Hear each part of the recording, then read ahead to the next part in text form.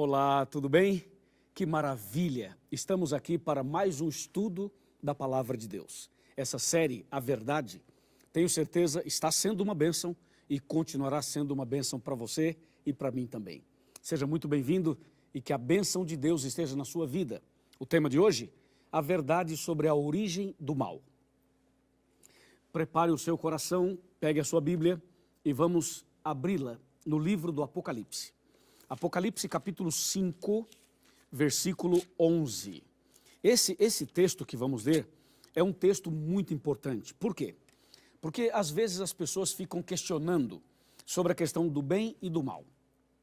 Eu já ouvi pessoas perguntarem e questionarem dizendo o seguinte: Deus criou Satanás, Deus é responsável pelas doenças, pelas inundações, os terremotos e tanta coisa horrível que acontece no mundo. Pois agora você vai saber a verdade sobre a origem do mal aqui na Palavra de Deus. Apocalipse 5, verso 11 diz: Vi e ouvi uma voz de muitos anjos ao redor do trono, dos seres viventes e dos anciãos, cujo número era de milhões e milhões e milhares de milhares. A Palavra de Deus diz que Deus criou os anjos, e os anjos foram criados antes dos seres humanos. E de acordo com esse texto, Deus criou milhões e milhões de anjos. Agora, no meio dessa multidão de anjos, a Bíblia menciona a respeito de um anjo que era um dos líderes,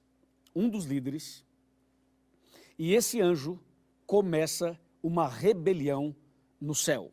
Eu quero que você ouça atentamente, não apenas com o seu ouvido, mas ouça também com o seu coração o que eu vou mostrar agora. Vamos abrir a Bíblia no livro do profeta Ezequiel. Ezequiel capítulo 28, a partir do versículo 14. Eu vou ler alguns versículos e vou parando e explicando para você. Tá bem assim? Veja o 14. Tu eras querubim da guarda ungido. Ok, paramos aqui. A Bíblia está falando de um anjo que era querubim e que foi ungido. Ungido quer dizer separado para um propósito, para uma atividade específica. Então a Bíblia está falando agora de um desses anjos. Ungido, querubim, separado. E o verso 14 continua: E te estabeleci, permanecias no monte santo de Deus, no brilho das pedras andavas. Esse texto mostra que esse querubim ungido, a atividade dele era ao redor do trono de Deus. Era ali, pertinho do trono de Deus. Portanto, estou falando de um anjo que tinha uma posição elevadíssima. Elevadíssima. No verso 14 fala que ele permanecia no monte santo de Deus. Certo? Agora veja o verso 15. O verso 15 é o seguinte: que anjo era esse? O que aconteceu com esse anjo? Nós vamos ler o verso 15 e depois vamos ler o 16 também e talvez o 17.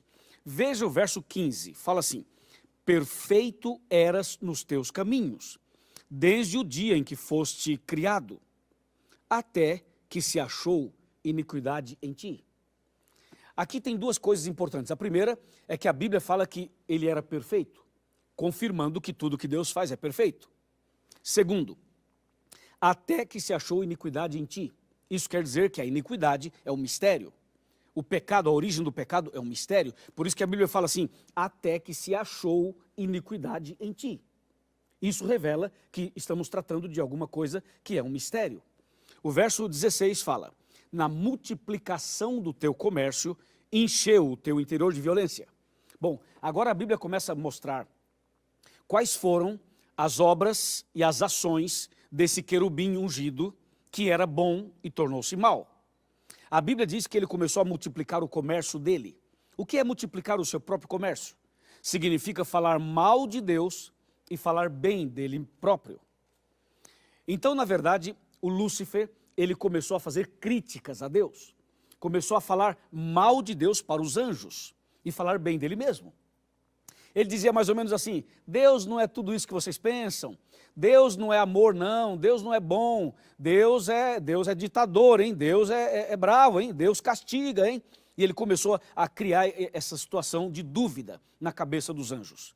E os anjos levaram a sério, porque Lúcifer, ele trabalhava e vivia ali no Monte Santo de Deus. Ou seja, era alguém muito importante perto de Deus.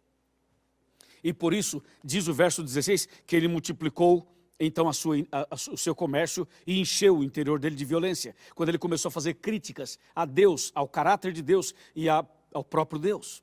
Olha o verso 17. Elevou-se o teu coração por causa da tua formosura.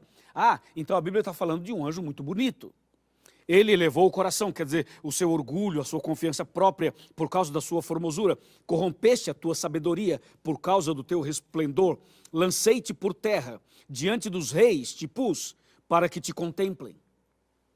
Ou seja, a Bíblia está falando que esse anjo começou a criar no céu esse conflito, essa batalha, essa confusão. Começou a surgir um problema.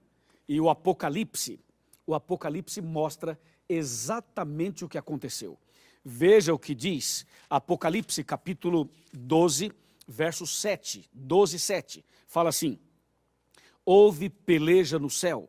Miguel e os seus anjos pelejaram contra o dragão. Também pelejaram o dragão e os seus anjos. A Bíblia está falando agora que o que houve no céu foi uma guerra, foi uma batalha. Só que uma guerra espiritual, um conflito espiritual, justamente por causa disso. E quando você vai para Isaías, no capítulo 14, isso aqui é impressionante. Isaías capítulo 14, versículos 13 e 14, aqui a Bíblia revela qual eram os pensamentos de Lúcifer, qual era o sonho que ele tinha no coração dele, por que ele fez tudo o que fez. Olha só, tu dizias no teu coração, eu subirei ao céu, acima das estrelas de Deus exaltarei o meu trono, e no monte da congregação me assentarei, nas extremidades do norte. Subirei acima das mais altas nuvens, e serei semelhante ao Altíssimo. Que petulância, não é? Que coisa impressionante, você não acha? Imagina, esse anjo queria ser como Deus, esse anjo queria ser Deus.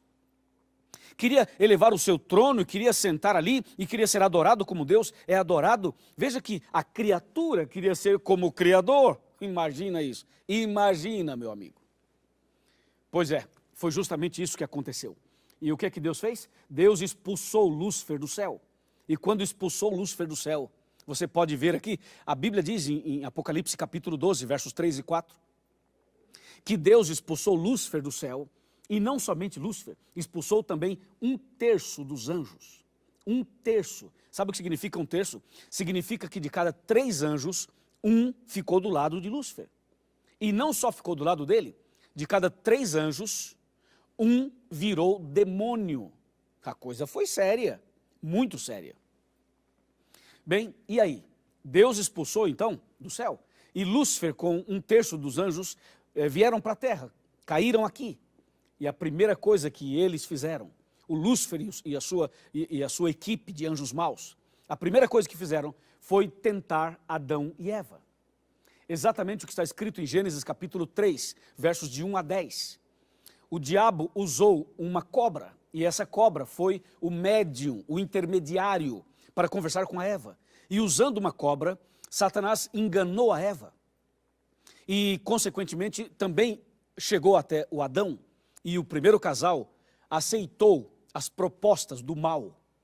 E caiu, e pecou. Então, veja, Lúcifer e 1/3 dos anjos do céu caíram. E agora, os 2 primeiros seres humanos também caíram no mesmo erro e no mesmo pecado. Consequentemente, a Bíblia diz que o pecado entrou na vida humana, mas entrou de uma maneira terrível. E você sabe quais foram as consequências do pecado? E quais são? É só você olhar um hospital. Veja os hospitais como estão lotados. Vejam as cadeias como estão cheias. Veja, por exemplo, a vida das pessoas, dos casais, das famílias. Veja, as pessoas são infelizes, as pessoas têm conflitos, as pessoas têm doenças, as pessoas têm depressão, têm estresse, têm desejos maus no coração. Veja quanta coisa o pecado trouxe. O pecado trouxe consequências como terremoto, maremoto, tsunamis. O pecado trouxe coisas tão horríveis, tão horríveis. Mas a principal, o mais horrível de todos, é o que diz Gênesis capítulo 3.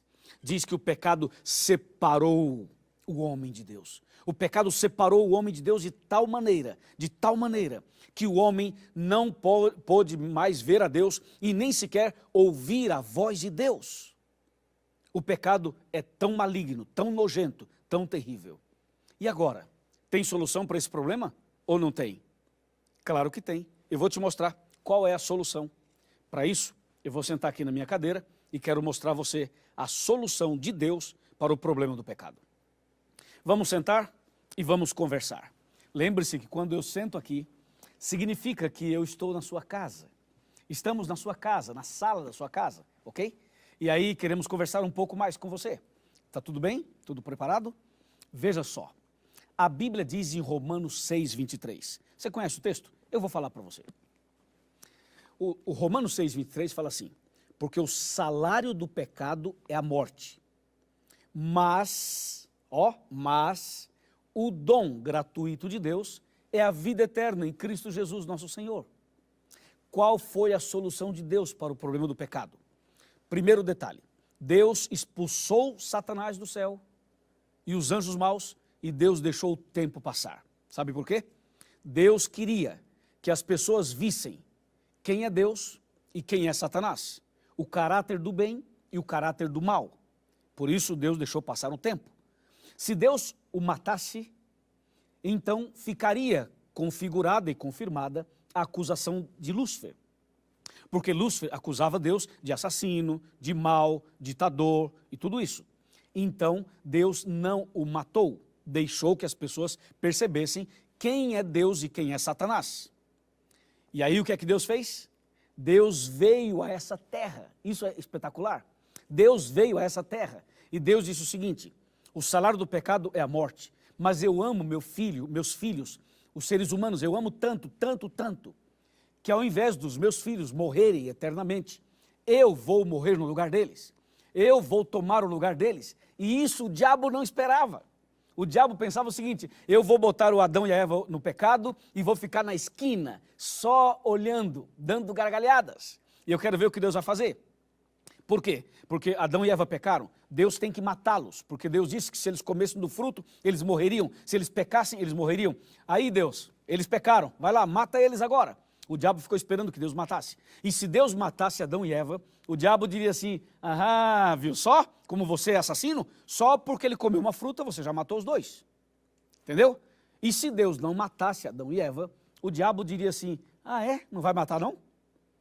Então você não tem palavra. Porque você falou que se eles comessem, eles morreriam. Eles comeram e não morreram.